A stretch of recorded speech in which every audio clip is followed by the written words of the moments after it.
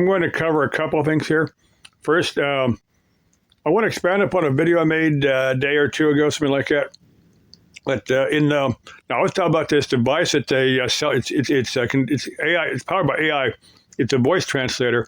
Now, what the deal is? Let's say a young lady is married to a guy that's bilingual.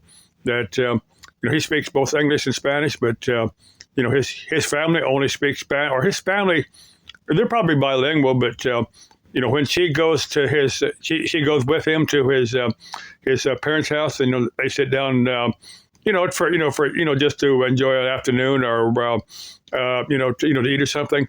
They all speak in Spanish, and she can't understand a word of it.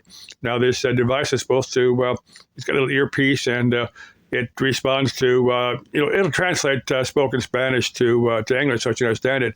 Well, first off, I've known I don't know that much this device, but I've seen stuff that, from other languages, the English languages that I know a little bit on. Yeah, I mean, other than English, but I've seen a subtitle, and I've known those to be wrong once or twice. So I don't know how accurate these devices are, but like I said, this lady feels uncomfortable because she doesn't know what these people are saying.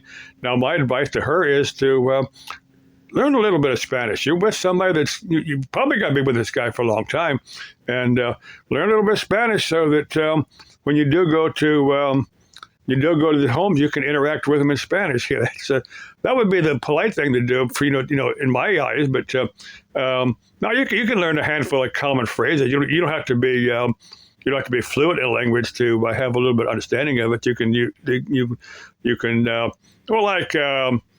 ¿Cómo está? How are you? Estoy bien. I'm fine. You can learn phrases like that. Or ¿Dónde está el baño? Where's the bathroom? Or me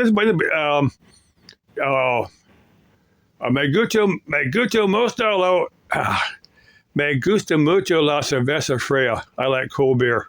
You can learn a few common phrases like that, and I tell you what they're probably going to do if you start using phrases like that. They're probably going to assume that you know a little bit more and start speaking more in Spanish. But they're going to eventually pick up the language by saying do the correct thing and learn the language. Don't depend upon some AI device to. That's the way most of us humans do it.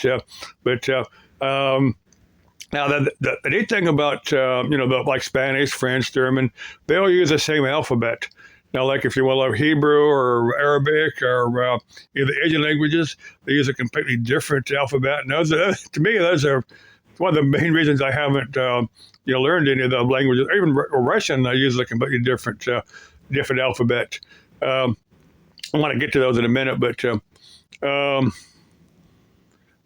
German has, Spanish has like those little wavy things over some of the letters, which means they're pronounced different. Now, German has that weird-looking B that has the S sound, and they got like the umlauted vowels that have the dots over the vowels. I like it. You got an A with two dots over it. It just means it has a little bit different sound. That's all that means. Now, let me get to Esperanto. I've tried to pick it up a handful of times.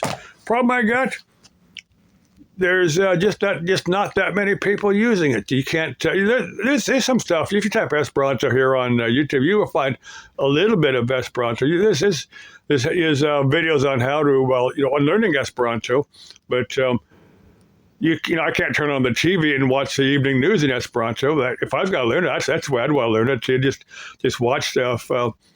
Just watch the local news in Esperanto, and eventually I could pick it up. I'd say, well, what I've got a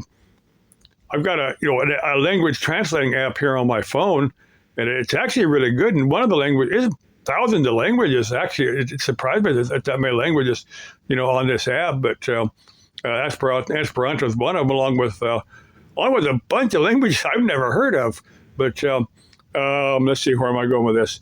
But it said that lady.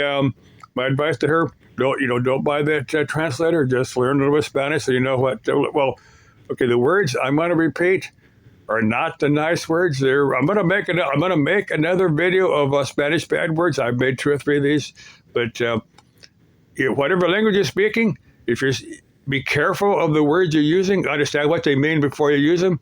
Now, let's say this young wife, her name is Nancy, and let's say the parents or let's say the parents don't like her, and well, okay, in Spanish, the word pinchy. Now, pinchy is like the F word. Well, pinchy, it means pinch. It means, it's pinch, but it's, pinchy is like the F word in English. You can put it in front of anything. Let's say the young lady's name was Nancy. If they're saying something like Pinchy Cavacha Nancy, they don't like her. That's something that's considered pretty rude. It's a pretty derogatory thing to put Pinchy in front of somebody's name like that. But they're probably not. They're probably going to be polite and not be addressing her that way. But like I said, it'll be careful. Or if they're calling her, a bruja. Well, bruja is a word for witch. Or I'm trying to think of some of the other. There's a bunch of derogatory words that you're probably not going to be using. But like I said, understand the words before you use them. I'm going to make another Spanish bad words video. But be careful how you use the word. If you want that sweet little lady that speaks Spanish to remain your friend, don't be using these phrases in front of her.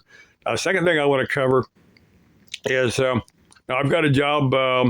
It's down close to the Estrella Mountain Range. I've known this lady for years. I'm gonna do another job for her this morning. But there's a small mountain just off the road. It's part of the Estrella chain, but it's north of the road. And if I can find a place to park down there, when I'm done with this job, I'm gonna have a backpack with a little pint of water. I'm gonna take my camera in there.